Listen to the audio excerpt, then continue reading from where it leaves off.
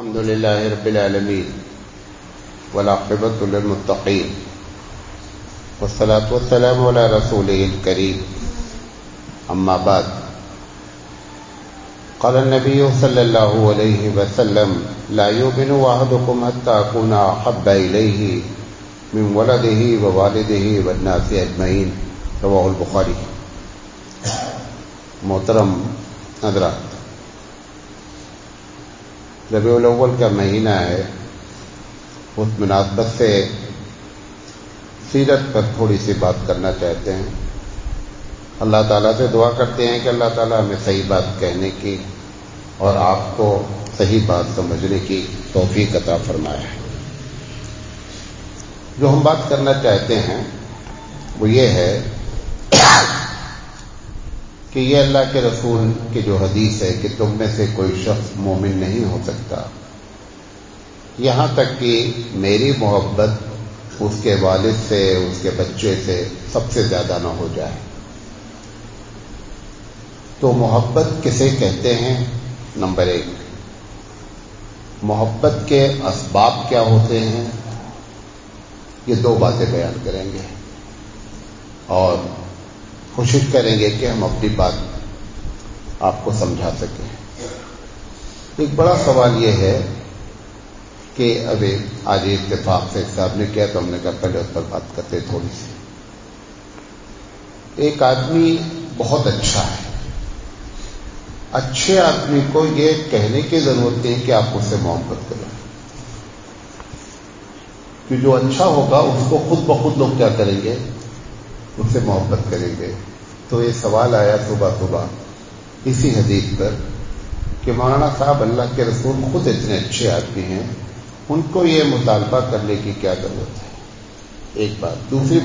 دوسرا سوال اس نے کیا کہ نبی کریم صلی اللہ علیہ وسلم اپنے بارے میں کہتے ہیں کہ لوگوں مجھ پر درود بھیجا کرو، تو یہ خود سے کیوں مطالبہ کیا گیا ہے؟ تو اس کا ایک جواب ہو سکتا ہے اور بھی لوگوں کے ذہن میں آتی ہو بات.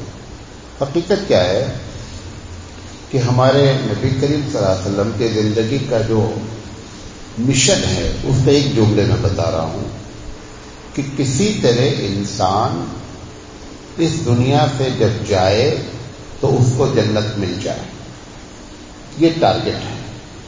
جتنی بھی چیز آپ دیکھ رہے ہیں، جتنے ذریعے ہیں اللہ کو خوش کرنے کے، سب ہمارے حبیب مصطفیٰ صلی اللہ علیہ وسلم نے ہم کو بتایا.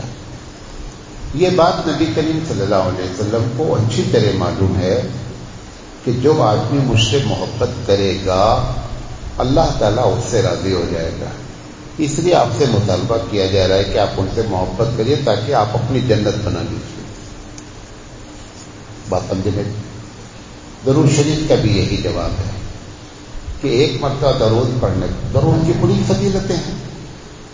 اللہ کے رسول صلی اللہ علیہ وسلم جب کوئی درود پڑھتا ہے کہ اللہم صلی علی محمد، یہ محمد صلی اللہ علیہ وسلم کے لیے وہ دعا کرتا ہے. اللہ تعالیٰ اس کی دعا کو ضرور قبول کرتا ہے. محمد صلی اللہ علیہ وسلم کہتے ہیں کہ جب میرے بارے میں یہ دعا کرے گا اور قبول ہوگی، اسی وقت یہ اگر اپنے بارے میں بھی دعا کرے گا تو اللہ ایک کو چھوڑ دے ایک کو قبول نہیں کرے، ایسا نہیں ہوگا، تاکہ اس کی دعا بھی قبول ہو جائے. تو ان دونوں میں فائدہ کس کا ہے؟ ہمارے فائدے کے لیے یہ مطالبہ کیا جا رہا ہے. تو یہ نہیں سمجھا جائے کہ کیوں کیا گیا مطالبہ، بات پہ نہیں سمجھا. اچھا، یہ جو محبت، ایک بات کو سے سنیے گا، یہ جو محبت ہے، لوگ بہت پریشان ہوتے ہیں کہ یار میں تو اپنی بیوی کو بہت چاہتا ہوں، کوئی ماں کو بہت چاہتا ہے. تو یہ رسول کی محبت اور یہ دونوں کیسے معلوم ہو کہ ہم واقعی میں اللہ کے رسول کو سب سے زیادہ چاہتے ہیں؟ اصل میں اس بیچارے کو یہ بات نہیں بتائی گئی ہے کہ محبت کی 3 قسم ہوتی ہے. کتنے قسم ہوتی ہے؟ 3 قسم ہوتی ہے. ایک محبت فطری ہوتی ہے، نیچرل ہوتی ہے، طبعی ہوتی ہے. یہاں پر طبعی محبت مراد نہیں. آپ جو اپنی ماں سے پیار کرتے ہیں، رشتے دار سے کرتے ہیں، بیوی بچے، یہ ایک نیچرل محبت ہے. اس کا مطالبہ یہاں نہیں کیا جا رہا ہے کیونکہ نیچرل چیز کو کبھی بھی چیلنج نہیں کیا جاتا. بات تو نہیں سمجھے؟ نمبر 2، دوسری جو محبت ہوتی ہے وہ ایمانی محبت ہوتی ہے، اور تیسری محبت جو ہوتی ہے وہ عقلی محبت ہوتی ہے۔ یہاں پہ جو مطالبہ ہے کہ ایمانی محبت اور عقلی محبت، ان دونوں میں سب کو نیچے ہونا چاہیے، حبیب مصطفیٰ کو ٹاپ پر ہونا چاہیے۔ اب آپ کو کیسے معلوم ہو کہ ساتھ، تو اس کا ایک طریقہ بتا دیتا ہوں۔ مثال کے طور پر گھر میں امی کہہ رہی ہیں کہ شادی کے موقع پر یہ ہم کو کرنا ہے، بچہ کہہ رہا ہے کہ امی یہ سنت طریقہ نہیں ہے، ہمارے نبی کو نہیں پسند ہے۔ اب ایسے موقع پر اس نے جس کی بات مانی اسی کو چاہتا ہے۔ اگر امی کی بات پر عمل کیا ہے تو یہ حبیب مصطفیٰ سے زیادہ امی کو چاہتا ہے۔ یہ اس کی پہچان ہوتی ہے کہ شریعت اور روایت، علاقے کی تہذیب، رشتہ دار ایک طرف کھڑے ہو جاتے ہیں، اسلام کی پالیسی ایک طرف کھڑی ہو جاتی ہے۔ اس وقت آپ جس کو عمل کرتے ہیں وہی محبت اصل آپ کر رہے ہیں۔ زبان سے آپ جو کچھ بھی کہیں سب دوگلی باتیں ہیں، تو یہ اس کی پہچان ہے۔ تو نبی سے محبت جو کہی جا رہی ہے وہ ایمانی ہے اور عقلی ہے۔ معلوم کب ہوگا؟ کہ جب دونوں آمنے سامنے آ جائیں گے، اس وقت معلوم ہو جائے گا۔ مثلا ایک آدمی آپ سے کہہ رہا ہے کہ دیکھو یہ جو آپ لیز پہ مکان دے رہے ہیں یہ حرام ہے، اور آپ اس کی بات نہیں سن رہے ہیں، آپ اس کا مطلب یہ ہے کہ رسول سے محبت ہے ہی نہیں۔ مفاد جب ٹکراتا ہے نا، ایک لفظ بول رہا ہوں، مفاد سمجھتے ہیں، فائدہ میرا فائدہ ایک بات کہتا ہے، شریعت ایک بات کہتی ہے۔ کس کو آپ نے مانا ہے؟ اگر مفاد کو مانا ہے تو آپ کا مفاد سے آپ کو محبت ہے، حبیب مصطفیٰ سے محبت نہیں۔ بات کو نہیں سمجھے؟ تو اس میں کسی مفتی کی ضرورت نہیں ہے کہ آپ پوچھنے جائیں کہ میں کس کو زیادہ چاہتا ہوں۔ آپ خود مفتی ہیں، آپ اپنے دل سے فتویٰ لے لیں کہ میں کیا کر رہا ہوں۔ ایک بات۔ دوسری چیز، یہ جو محبت ہوتی ہے، محبت کے پیچھے 4 راز ہوتے ہیں۔ کتنے وجہ ہوتی ہیں؟ 4 سبب ہوتے ہیں کہ آدمی کسی سے محبت کرتا ہے۔ کبھی کسی کے اندر کوئی ایک سبب پایا جاتا ہے، کبھی ایک سبب کا ایک چھوٹا سا حصہ پایا جاتا ہے۔ کروڑوں لوگ بھارت غیر بھارت میں، کرکٹر سچن تندولکر تھا، اس سے محبت کرتے تھے۔ مجھے کیا تھی، وہ کرکٹ کے سارے میدان میں کمال نہیں رکھتا تھا، وہ صرف کرکٹ میں اچھا بیٹسمین تھا، اچھا فیلڈر نہیں تھا، اچھا بالر نہیں تھا۔ ایک چیز تھی، کیا تھا؟ ٹاپ کلاس کا وہ بیٹسمین تھا۔ تو آپ چاہیں، آپ کی ملاقات بھی نہیں ہوئی تھی، پھر بھی آپ اس کو چاہتے تھے۔ کیا سب کی ملاقات ہوئی ہے اس سے؟ کچھ نہیں، لیکن اس کے باوجود آدمی کیا ہے، اس کو چاہ رہا ہے۔ تو مہاتھانی رحمۃ اللہ علیہ نے لکھا ہے کہ کسی سے محبت کی جو وجہ ہوتی ہے وہ 3 یا 4 ہوتی ہے۔ وہ آپ کو دیکھنا ہے کہ اس وجہ سے آپ محبت کرتے ہیں حقیقت میں۔ نمبر 1، ایک چیز بڑی خوبصورت ہے، ڈیزائن کے لحاظ سے، کلر کے لحاظ سے ایک بہت خوبصورت چیز ہے، آپ چاہیں یا نہ چاہیں آپ اس کی طرف اٹریکٹ ہوتے ہیں۔ جتنی خوبصورتی، جس کو آپ انگلش میں ہینڈسم کہتے ہیں، جتنی بھی خوبصورتی ہوتی ہے، ہمارے نبی صلی اللہ علیہ وسلم کے اندر وہ ساری خوبصورتی موجود تھی۔ حضرت جابر بن سمرہ، ترمذی کی روایت ہے، صحیح روایت ہے، کہتے ہیں کہ ایک دن ہم بیٹھے ہوئے تھے اور چاندنی رات تھی، حبیب مصطفیٰ نے سرخ دھاری دار چادر اوڑھ رکھی تھی، اور چاند بھی ایک دم نکلا ہوا تھا۔ ہم کبھی چاند کو دیکھتے تھے اور حبیب مصطفیٰ کے چہرے کو دیکھتے تھے تو ہم کو ایسا لگتا تھا کہ ہمارے حبیب اس سے بھی خوبصورت ہے۔ تو ایک وجہ کیا ہوتی ہے محبت کی؟ ظاہری حسن و جمال۔ ایک بڑی تعداد گلاب کے پھول کو پسند کرتی ہے، بڑی تعداد۔ کیوں؟ کیونکہ اس کی خوبصورتی ہے، اس کے اس کی اسمیل ہے، یہ لوگوں کو پسند ہے. تو ایک وجہ ہوتی ہے بنیادی طور پر کہ کسی کے اندر اگر خوبصورتی ہوتی ہے تو اگر اس لحاظ سے دیکھا جائے تو ہمارے نبی کریم صلی اللہ علیہ وسلم خوبصورتی میں سب سے ٹاپ ہے. پہلی وجہ. دوسری وجہ کمال ہوتا ہے. کمال سمجھتے ہیں کہ ہر چیز میں ماسٹر ہے، کمال ہے، کمال کا ہر چیز میں کمال ہے. ابھی میں نے مثال دی کرکٹ کی، وہ ایک چیز میں کمال رکھتا ہے. میں اس سے کمپیئر نہیں کر رہا ہوں، اس کی کوئی حیثیت نہیں. ہمارے نبی کریم صلی اللہ علیہ وسلم کو جس فیلڈ میں آدمی اٹھائے گا اس فیلڈ میں کیا پائے گا؟ کمال پائے گا. یہی وجہ ہے کہ آپ دیکھتے ہوں گے، میری بات اس کو غور سے سنیے، آپ دیکھتے ہوں گے کہ ایک صاحب تقریر کرتے ہیں، کہتے ہیں کہ نبی کی زندگی کا مقصد یہ ہے. دوسرے آدمی صاحب تقریر کرتے ہیں کہ نبی کے زندگی کا مقصد یہ ہے. ایسے 20 لوگ 20 باتیں کرتے ہیں تو پبلک پریشان ہوتی کہ اصل مقصد کیا ہے یار. وہ صاحب یہ مقصد بیان کرتے ہیں، وہ صاحب حقیقت کیا ہے کہ جس فیلڈ میں بھی آپ ڈیپتھ میں اتریں گے اس میں حبیب مصطفیٰ ٹاپ پر نظر آتے ہیں، لہذا وہ بیان کرتا ہے. بات نہیں سمجھے؟ جس میدان میں بھی وہ سوچتا ہے نبی کریم صلی اللہ علیہ وسلم کے بارے میں، اس میں سب میں وہ کیا نظر آتے ہیں؟ ٹاپ پر. تو بیچارہ کیا بولتا ہے کہ حبیب مصطفیٰ کے اصل مقصد یہ ہے. اصل مقصد حقیقت کیا ہے؟ سارے مقصد ملا لیں تو ان سب کا مقصد یہ ہے کہ انسانیت جہنم سے بچ جائے.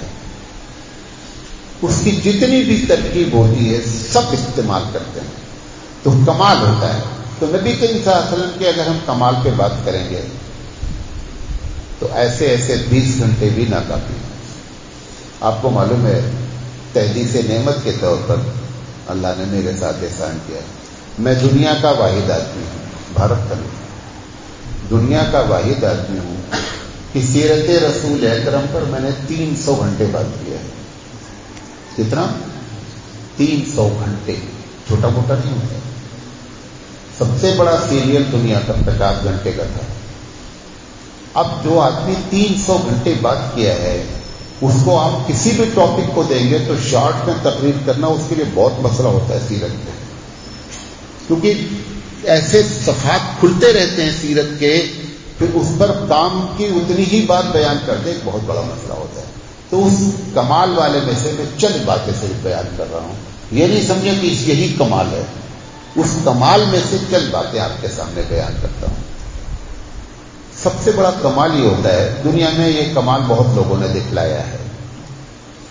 ہمارے حبیب مصطفیٰ میں اور دنیا والوں میں جو فرق ہے وہ یہ کیا کمال دکھلایا ہے کہ ایک آدمی ذاتی طور پر بہت نیک ہے. ایسے ہزاروں لوگ مل سکتے ہیں.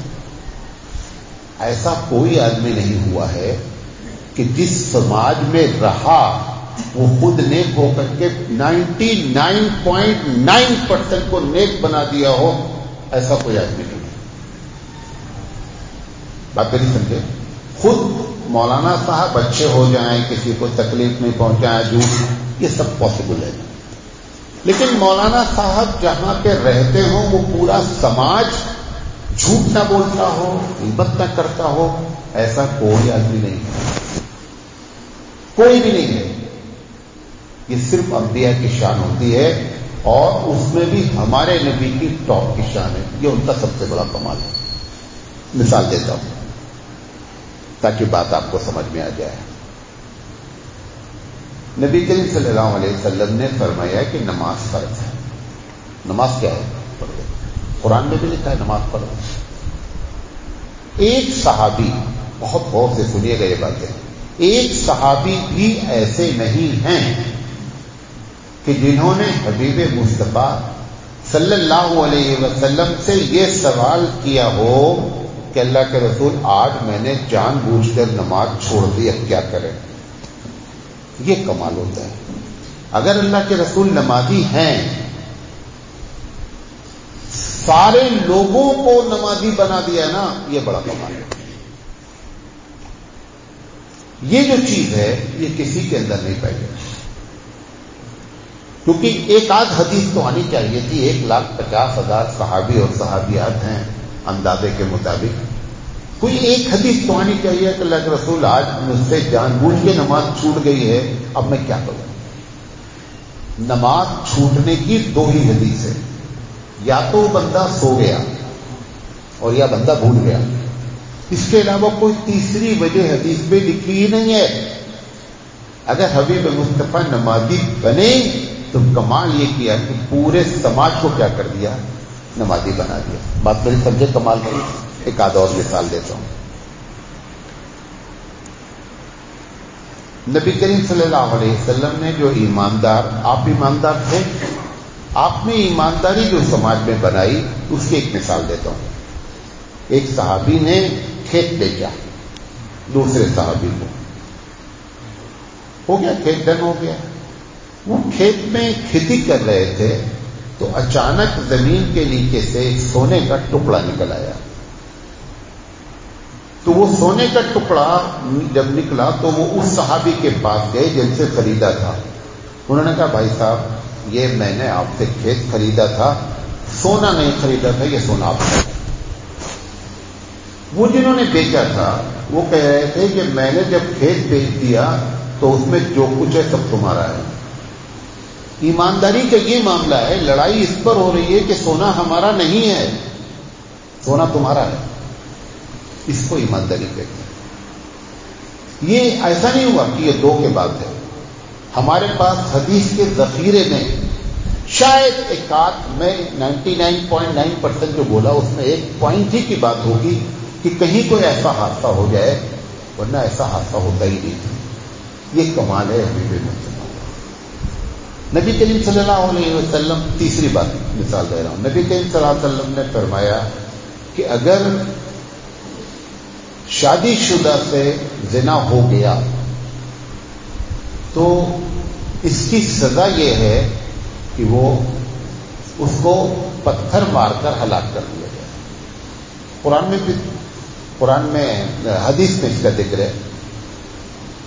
دو واقعات حبیب مصطفیٰ کے پاس آئے، ایک عورت آئی اور ایک صحابی آئے کہ مجھ سے یہ گناہ ہو گیا ہے۔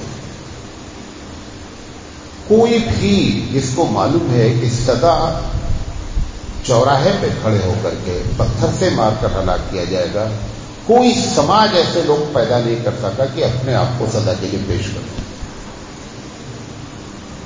لیکن حبیب مصطفیٰ کے زمانے میں یہ دونوں کیس ہوئے اور دونوں کو پتھر مار کر ہلاک کیا گیا۔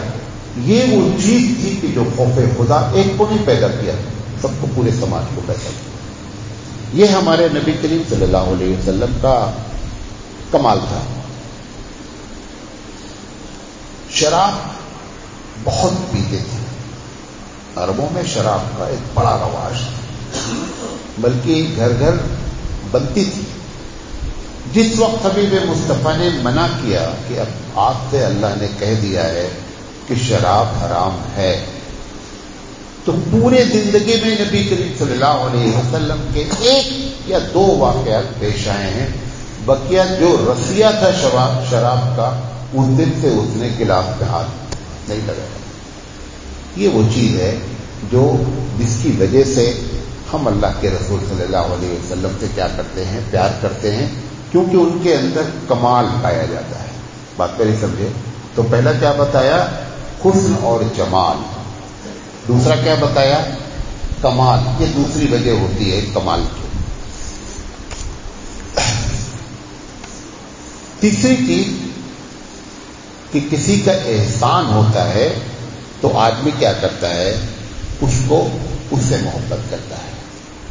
نبی کے اتنے احسانات ہیں کہ آپ تصور نہیں کر سکتے۔ لہذا دنیا بھی یہ جو آپ چند لوگوں کو دیکھتے ہیں جو اللہ کے رسول کے خلاف کچھ بول بال دیتے ہیں، یہ ایک بہت تھوڑی سی تعداد ہے۔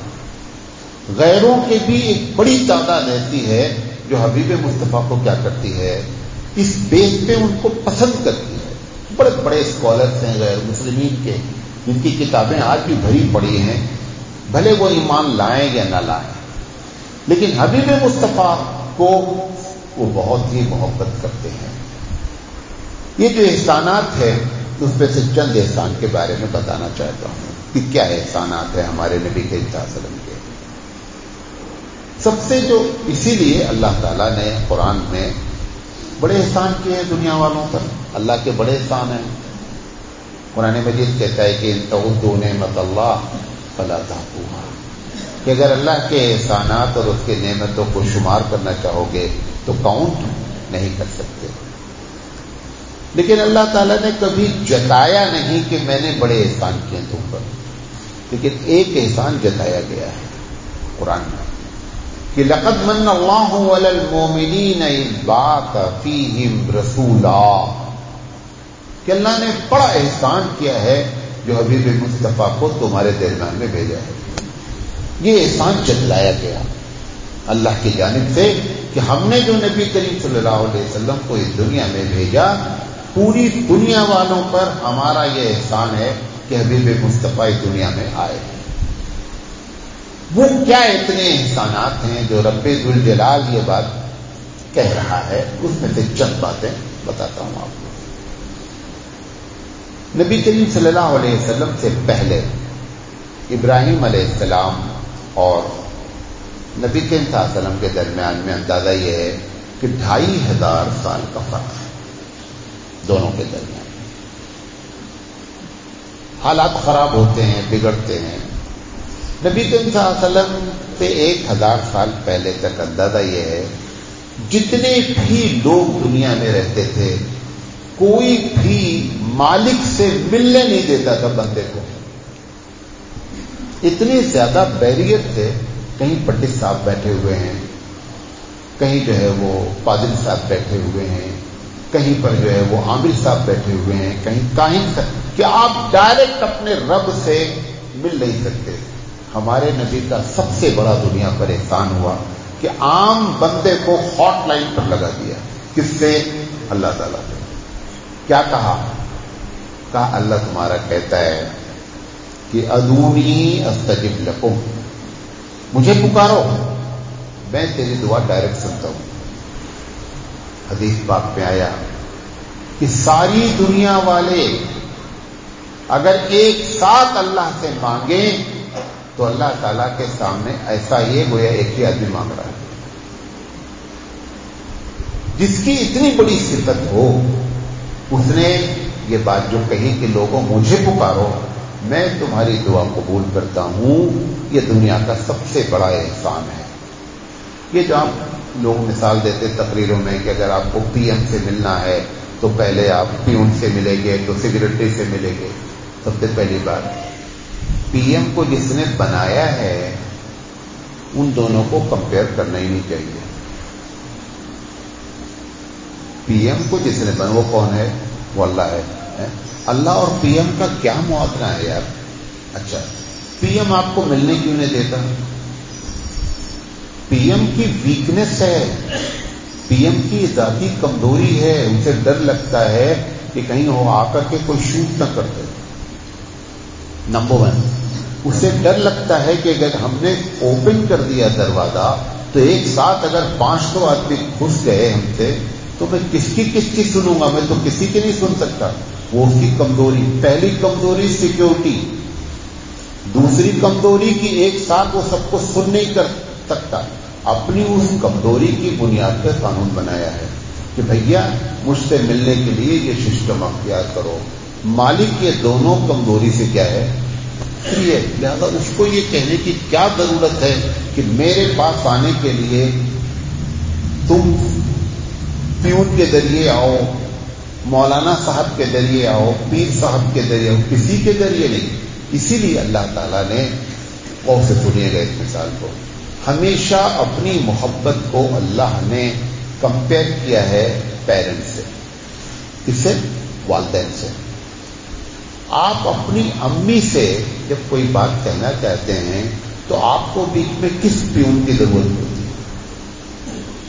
اور اگر امی سے بات کہنے کے لیے خالہ کو بیچ میں لایا جا رہا ہے تو اس کا مطلب امی سے تمہاری بن نہیں رہی ہے. اگر تم کو اپنی امی کی محبت پر ناز ہے تو تم بیچ میں خالہ اور ممانی کو نہیں لاؤ گے. اور اگر بیچ میں لا رہے ہو تو اس بات کی دلیل ہے تمہاری امی سے 36 کا آنکڑا چل رہا ہے۔ اس لیے اللہ تعالی نے اپنی محبت کو ہمیشہ کس سے کمپیئر کیا ہے؟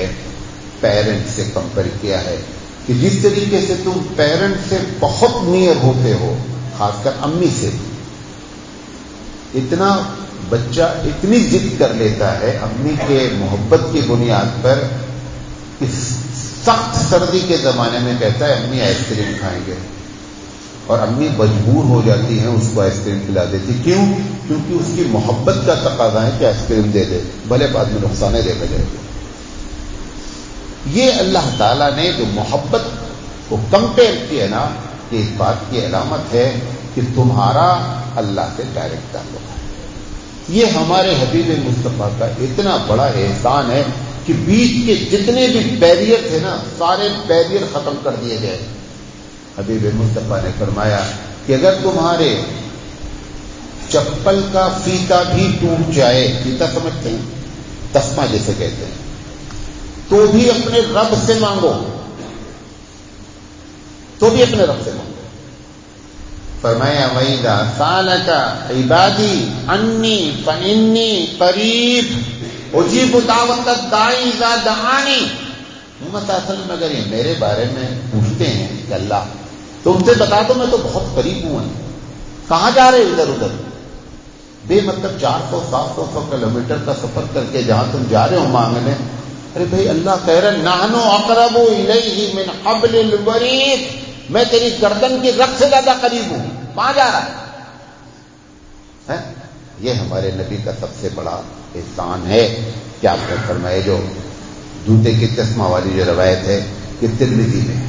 ایک روایت میں یہ بھی ہے کہ اگر نمک بھی مانگنا ہو تو اپنے رب سے مانگو، وہ تمہارے کیوں ماں اپنے محبت میں سب کچھ کرتی ہے۔ پروردگار عالم سے واقعی میں اگر آپ کو محبت ہے تو آپ کو ڈائریکٹ اپنے رب سے جڑ جانا چاہیے۔ یہ بات میری سمجھے، یہ نمبر 1 احسان۔ ابھی ہم تیسرے پوائنٹ پر چل رہے ہیں۔ پہلے بتایا خوبصورتی، دوسرا بتایا کمال، تیسرا بتایا احسان۔ اس احسان کے تحت ایک بڑا احسان یہ کیا ہے اللہ کے رسول نے ہم پر بھی، ہم پر تو خیر کیا ہی کہ پوری دنیا پر، کہ 2 طریقے کے لوگ پائے جاتے تھے دنیا میں، یا تو دنیا دار تھے اور یا بڑے دیندار تھے۔ اتنی دینداری کرسچنٹی میں تھی بیچاروں میں کہ کسی طرح مالک ہمارا خوش ہو جائے۔ اگر آپ اس پر پڑھیں گے تو آپ کو حیرت ہوگی، 10 سال تک ٹھنڈے پانی میں کھڑے رہے ہیں اور اپنے ہاتھ پیر کو باندھ دیا ہے کہ کسی طرح میں گروں نہیں، کسی طرح میرا مالک خوش ہو جائے۔ جا کر غار میں سوئے ہیں 3 سال، پتی کھاتے رہے بیچارے کہ میرا مالک خوش ہو جائے۔ یہ ایک کیٹیگری تھی۔ دوسری کیٹیگری یہ تھی کہ کچھ بھی نہیں، جو کچھ ہے دنیا ہے۔ ہمارے نبی کریم صلی اللہ علیہ وسلم نے ان دونوں کے درمیان ایک راستہ بتایا، کہا کہ دنیا کچھ بھی نہیں، مومن کی اصل نیت ہے، اگر نیت اچھی ہے تو سب کچھ آخرت ہے۔ یہاں تک آپ نے ایک مرتبہ فرمایا کہ اگر محبت میں کوئی آدمی اپنی بیوی کو ایک لقمہ کھلاتا ہے تو اس کو ثواب ہے۔ صحابہ پریشان ہو گئے کہ یہ ثواب، اللہ کے رسول اس لیے اپنی محبت سے کھلا رہا ہے، اس میں ثواب کی کون سی بات ہے؟ کون تسبیح پڑھ لیا، کون سبحان اللہ اس نے کہا، کہہ رکعت نماز پڑھی، کچھ بھی نہیں۔ حبیب مصطفیٰ نے منطقی جواب دیا۔ آپ صلی اللہ علیہ وسلم نے فرمایا کہ اگر یہ بتاؤ کہ یہ لقمہ اگر کسی غیر محرم کو محبت میں کھلاتا تو گناہ ہوتا کہ نہیں ہوتا؟ کا ہوتا۔ کہا اگر صحیح جگہ کھلایا گیا تو ثواب ہونا چاہیے کہ نہیں؟ یہ ہمارے رسول کا کمال ہے کہ every action counted as a worship, ہر عمل کو کیا کر دیا؟ عبادت کی کیٹیگری میں ڈال دیا۔ اب اس آیت کو پڑھیے آپ، جس میں اللہ تعالیٰ نے کہا کہ وَمَا خَلَقْتُ الْجِنَّ وَالْإِنسَ إِلَّا لِيَعْبُدُونَ، کہ ہم نے انسانوں کو تو صرف اور صرف کس کے لیے پیدا کیا ہے؟ عبادت کے لیے پیدا کیا ہے، وہ یہی عبادت ہے۔ کوئی بھی آدمی اس کے پہلے یہ جانتا ہی نہیں تھا جب تک مصلے پہ بیٹھے ہیں تب تک آپ عابد ہیں، لیکن آپ اپنی بیوی کے پاس ہیں تو عابد نہیں ہیں، تو بھی آپ عابد ہیں۔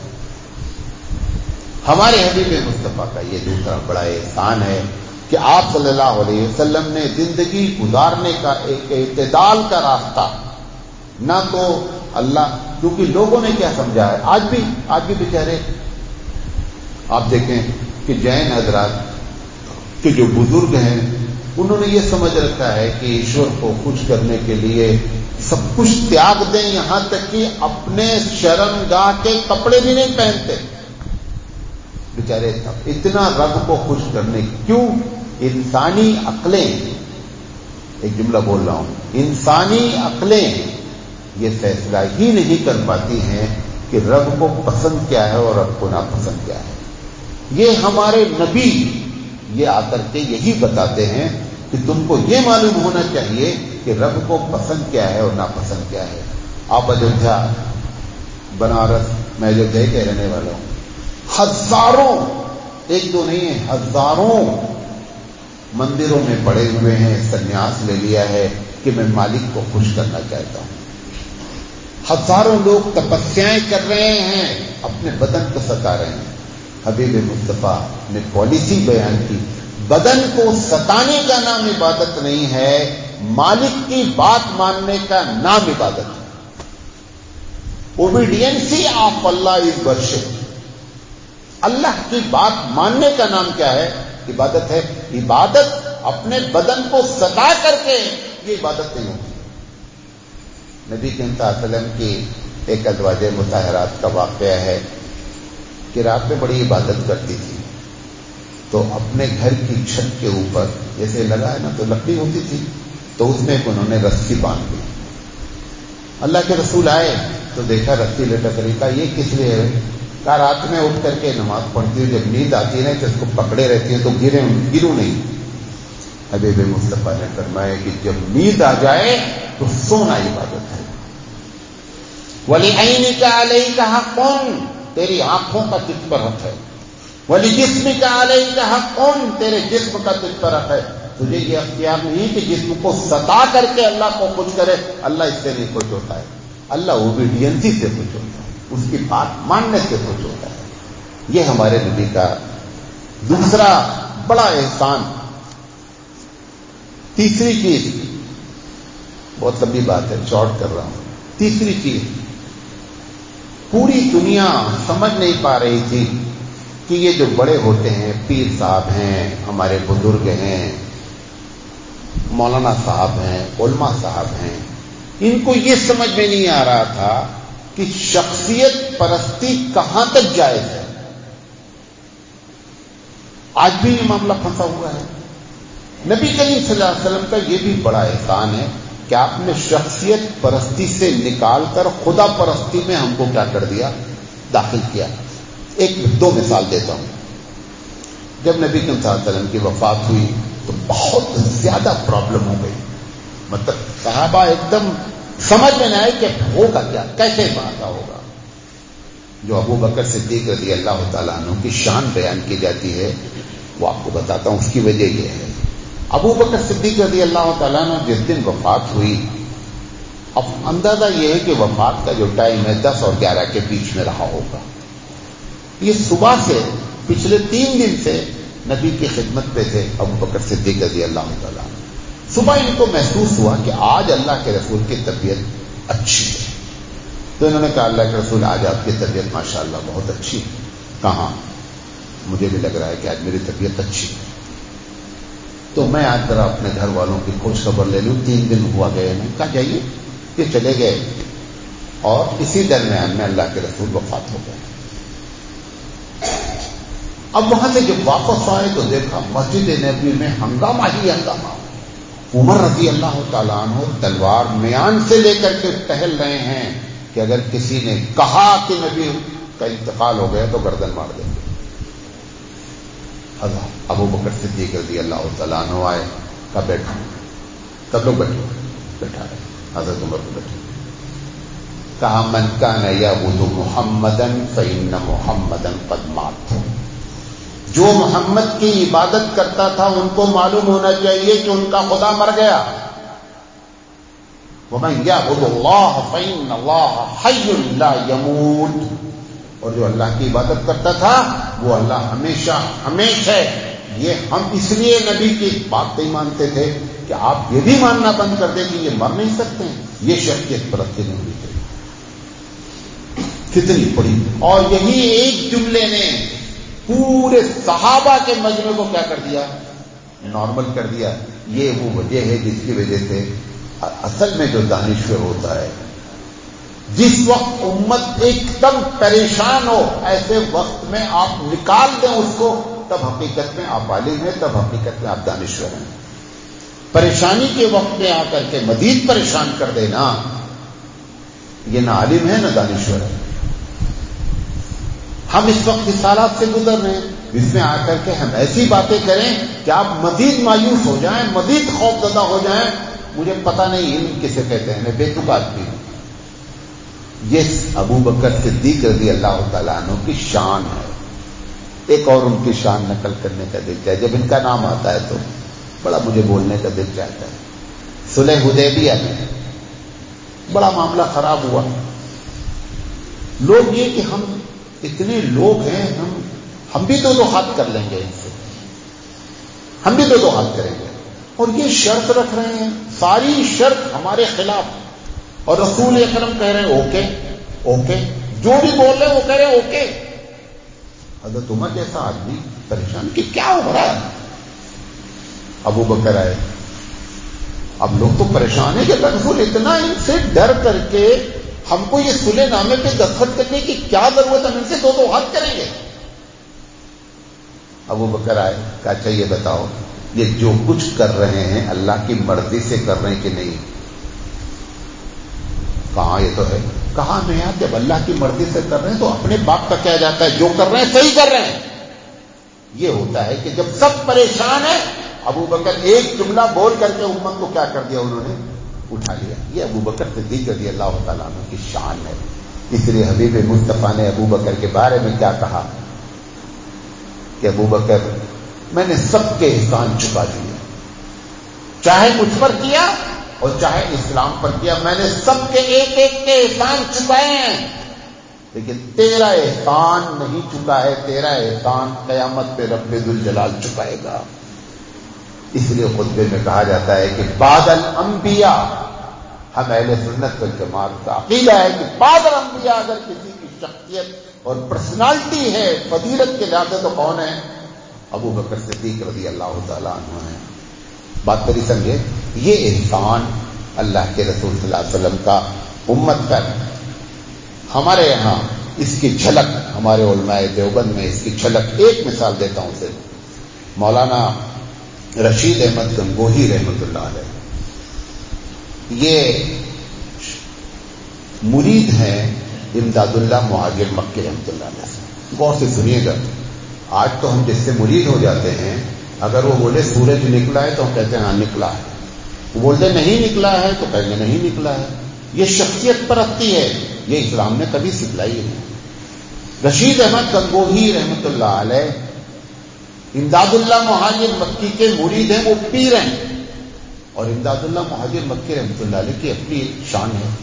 لیکن انہوں نے کتاب لکھی. کس نے؟ امداد اللہ. غور سے سنیے گا. علماء دیوبند اسے کہتے ہیں. ایک کتاب لکھی جس میں 7 مسئلے بیان کیے، اور 7 مسئلے پر رشید احمد گنگوہی کی رائے تھی کہ یہ بدعت ہے. اس میں عید میلاد النبی کا مسئلہ بھی تھا، سلام کھڑے ہو کر پڑھنے کا مسئلہ بھی تھا. یہ سب پر انہوں نے کتاب لکھی اور کہا جاؤ رشید احمد گنگوہی کو دے دو، کیونکہ وہ فتویٰ دیتے ہیں کہ یہ سب بدعت ہے، جاؤ ان کو دے دو. رشید احمد گنگوہی رحمۃ اللہ علیہ کے پاس جب کتاب آئی اور انہوں نے فہرست دیکھی، انہوں نے کہا لے جاؤ اس کو، جو ہے نا جلا دو کتاب کو. میں نے امداد اللہ مہاجر مکی کو اپنا شرعی، ہمارے شریعت کتابیں حبیب مصطفیٰ ہے، ٹھیک ہے ہم نے ان سے اصلاح لی ہے، لیکن یہ مطلب نہیں ہے کہ شریعت میں اگر ایسی باتیں کریں گے ان کی کتاب میں جلا دو، لے جاؤ اس کو، اس کتاب کو جلا دو. اس کو کہتے ہیں علماء دیوبند. یہ شخصیت پرستی سے کس نے نکالا تھا؟ وہ حبیب مصطفیٰ نے نکالا تھا. اس کی جھلک یہ جھلکی، اور اگر آج ہمارے اندر نہیں جھلک رہی ہے نا تو ہم صحیح معنی میں نبی کریم صلی اللہ علیہ وسلم کے متبع نہیں ہیں. ایسے لوگ ہونا چاہیے. بات میری سمجھے؟ تیسری چیز، ان لوگوں پر اللہ کے رسول صلی اللہ علیہ وسلم نے بہت احسان کیے ہیں. ایک آخری بات کہہ دیتے ہیں ورنہ پھر ٹائم 40 منٹ ہو چکا ہے. چوتھی وجہ بند کر دیتا ہوں بیچ میں. پہلی وجہ کیا بتایا تھا؟ خوبصورتی. دوسری وجہ کیا بتایا تھا؟ کمال. تیسری وجہ کیا بتایا تھا؟ احسان. چوتھی وجہ ہے اخلاق. اخلاق نبی کریم صلی اللہ علیہ وسلم کے کس درجے میں تھے؟ اللہ تعالیٰ تو آپ تو میرے ظاہری پر دیکھ کر مولانا صاحب بہت اچھے ہیں، کرتا لمبا ہے، ٹوپی بہت اچھی ہے، اس کی وجہ سے مولانا صاحب اچھے ہیں نا. مولانا صاحب اندر سے کتنا کرپٹ ہیں یہ صرف اللہ جانتا ہے. مولانا صاحب اندر سے کتنے اچھے ہیں یہ صرف اللہ جانتا ہے. اگر اللہ کسی کو ڈگری دیتا ہے کہ یہ کیریکٹر کے لحاظ سے ٹاپ پر ہیں تو اس کا مطلب وہ واقعی میں کیا ہے؟ ٹاپ پر ہیں. اللہ تعالیٰ نے قرآن میں کہا انک لعلی خلق عظیم، کہ محمد صلی اللہ علیہ وسلم اخلاق کی چوٹی پر ہیں. وہ اخلاق کی چوٹی پر کی وجہ بتا دیتا ہوں. جو دنیا کی ایک کتاب لکھی گئی 100 مائیکل ہارٹ نے لکھی، اردو میں ترجمہ ہوا ہے دنیا کے 100 بڑے آدمی. اس نے آدم علیہ السلام سے لے کر کے ایک ایک کو لایا، 100 آدمی کلیکٹ کیے. پھر اس نے اناؤنس کیا کہ نمبر 1 پر میں محمد صلی اللہ علیہ وسلم کو رکھوں گا. کرسچینٹی میں ہنگامہ مچ گیا. کہا کہ عیسیٰ علیہ السلام، تم عیسائی ہو، عیسیٰ علیہ السلام سے زیادہ کون اخلاق والا ہے؟ اس نے کہا میرے ایمان کا تقاضا ہے کہ میں عیسیٰ کو رکھوں، انصاف کا تقاضا ہے کہ محمد صلی اللہ علیہ وسلم کو نمبر 1 پر رکھوں. اس نے ایک انٹرویو میں جو بات کہی وہ آپ کو بتانا چاہتا ہوں کہ کسی کے اخلاق کو جانچنے کا طریقہ کیا ہے. اس نے جو بات کہی، اس نے کہا آپ کتنے بڑے بزرگ ہو جائیں، بیوی بزرگ ماننے کے لیے تیار نہیں. آپ بہت بڑے مولانا صاحب ہوں گے، بیوی ہوا میں اڑا رہی ہے مولانا صاحب. اس نے لکھا کہ پہلے نمبر پر ایمان لانے والی حضرت خدیجہ، اور حضرت خدیجہ وہ ہیں جنہوں نے کیوں سے سوال نبی سے نہیں کیا کہ آپ کیسے رسول ہیں، جبریل کیسے آئے، کیا کچھ نہیں. انہوں نے کہا خدیجہ کا ایمان لانا بتا رہا ہے کہ نبی صلی اللہ علیہ وسلم کے اخلاق چوٹی پر. اس نے کہا جو دوسرا آدمی کسی کو نہیں مانتا وہ اس کا لنگوٹی یار اور دوست ہوتا ہے، کیونکہ تم نے اس کے ساتھ پڑھا ہے، تم نے کیا کیا شرارتیں کس کا وہ جانتا ہے. آج تم بڑے بزرگ ہوئے، وہ جو تم سے ملے گا تو اسی پرانے انداز میں ملے گا. انہوں نے کہا کہ سب سے قریبی دوست ابو بکر ہیں جو نمبر 1 پر ایمان لائے. یہ اتفاق نہیں ہے، یہ حسن اتفاق ہے. یہ حبیب مصطفیٰ کے اخلاق کا بلند پایا مقام ہے. اور تیسرے نمبر پہ جو کسی کو بزرگ نہیں مانتا وہ اس گھر کا نوکر ہوتا ہے جو گالی کھا کے اٹھتا ہے اور گالی کھا کے سوتا ہے. حضرت زید کا ایمان لانا اس بات کی علامت ہے کہ اس سے بہتر کوئی بھی آدمی نہیں. اس نے کہا کہ میں مجبور ہوں کہ محمد صلی اللہ علیہ وسلم کو نمبر 1 پہ رکھوں. یہ 3 کرائیٹیریا ہوتے ہیں. اس نے کہا تینوں میں حبیب مصطفیٰ ٹاپ پر ہیں، لہذا کوئی سوال نہیں اٹھتا کہ میں نمبر 1 پر کسی بھی دوسری پرسنالٹی. اور بھی بہت سی وجہ لکھی ہے، میرے پاس وقت نہیں ہے ورنہ اس کی میں ساری وجہ بتاتا جتنی وجہ اس نے بیان کی ہے. ایک وجہ اس نے یہ بیان کی ہے کہ no one is the hero of his home. کوئی آدمی اپنے گھر کا بزرگ نہیں ہوتا، لیکن اللہ کے رسول صلی اللہ علیہ وسلم کی یہ شان ہے، یہ محبت، یہ اخلاق اللہ کے رسول کے تھے. یہ چاروں وجہ نبی سے پائی جاتی ہے. اب ہر شخص کا سے مطالبہ ہے کہ حبیب مصطفیٰ سے محبت ہونی چاہیے. یہ نیچرل چیز ہے کیونکہ وہ چاروں صفتیں ہمارے حبیب میں پائی جاتی ہیں. لہذا کوئی بھی دنیا کا آج بھی اگر بولتا ہے مجھے نبی سے محبت نہیں ہے، اس کا مطلب اس نے تعصب کا چشمہ لگا رکھا، اس کے مزاج میں انصاف نہیں ہے. اگر مزاج میں انصاف ہے تو یہ 4 کیٹیگری کا کوئی آدمی دنیا کا لا کر کے آپ پیش کیجیے، کوئی نہیں ہے. حبیب مصطفیٰ اس بات کے مستحق ہیں، آبزرو کرتے ہیں کہ حبیب مصطفیٰ سے محبت کی جائے۔ یہ نبی کریم صلی اللہ علیہ وسلم کے اخلاق، چاروں باتیں آپ کے سامنے بیان کی۔ اللہ تعالیٰ سے ہم دعا کرتے ہیں کہ اللہ تعالیٰ ہم سب کو صحیح معنی میں حبیب مصطفیٰ سے محبت کرنے کی توفیق دے۔ اگر آپ دیکھنا چاہتے ہیں کہ میں کتنا اچھا ہوں، تقریر سے ایک بریکٹ کی بات بتا رہا ہوں، تو آج آپ کو معلوم ہو جائے گا کہ آپ کتنے اچھے۔ آج ہی ٹرائی نہیں معلوم۔ ہمارے گھر میں جو جب پیرنٹس رہتے ہیں نا، والدین ہمارے، تو بچے، لڑکیاں جب 14، 15، 18 سال کے ہو جاتی گھر میں، اور لڑکے جو ہے وہ شادی کے لائق ہو جاتے ہیں، تو وہ دیکھتے رہتے ہیں، امی ابی کو تو کچھ بولتے نہیں۔ اگر آپ کے لڑکی یہ اس کے دل میں آوے کہ اللہ تعالیٰ میری شادی ایسے آدمی سے کرانا جیسے میرے امی کو ابو ملے ہیں، اس کا مطلب آپ بہترین آدمی ہیں۔ اور اگر وہ پناہ مانگ رہی ہے کہ میں تو شادی ہی نہیں کروں گی، اس کا مطلب آپ بدترین باپ ہیں۔ اور گھر کا لڑکا اگر اپنے دل میں یہ سوچے کہ اللہ مجھے ایسی دلہن دلا دے، میری جگہ ایسی شادی کرا دے جیسے میرے ابا کے لیے امی تو نے، ایسے مجھے بھی دلہن مل جائے، وہ بہترین ماں ہے۔ حبیب مصطفیٰ نے فرمایا کہ خیرکم خیرکم لأہلہ، تم میں سے بہترین شخص وہ ہے جو اپنے گھر والوں کا سرٹیفکیٹ لے کے گھومتا ہے۔ یہ مولانا صاحب یہاں بیٹھے ہوئے ہیں، یہ آرٹیفیشیل کیریکٹر ہے۔ ہم نے تھوڑی دیر کے لیے مینٹین کر رکھا ہے آپ کے سامنے کہ ہم بہت اچھے آدمی ہیں۔ ہمارا اوریجنل کیریکٹر کہاں ہوتا ہے؟ ہمارے گھر میں ہوتا ہے۔ اس لیے آپ نے فرمایا کہ خیرکم خیرکم لأہلہ، ان گھر میں سے 2 آدمی نے حبیب مصطفیٰ کے بارے میں گواہی دی، بیوی نے گواہی دی اور نوکر نے گواہی دی۔ آپ کے بارے میں بھی آپ کے بچے گواہی دیں تو آپ اچھے آدمی ہیں، ورنہ ہم کو اپنے کیریکٹر کے بارے میں غور و فکر کرنا چاہیے۔ وآخر دعوانا ان الحمد للہ رب العالمین۔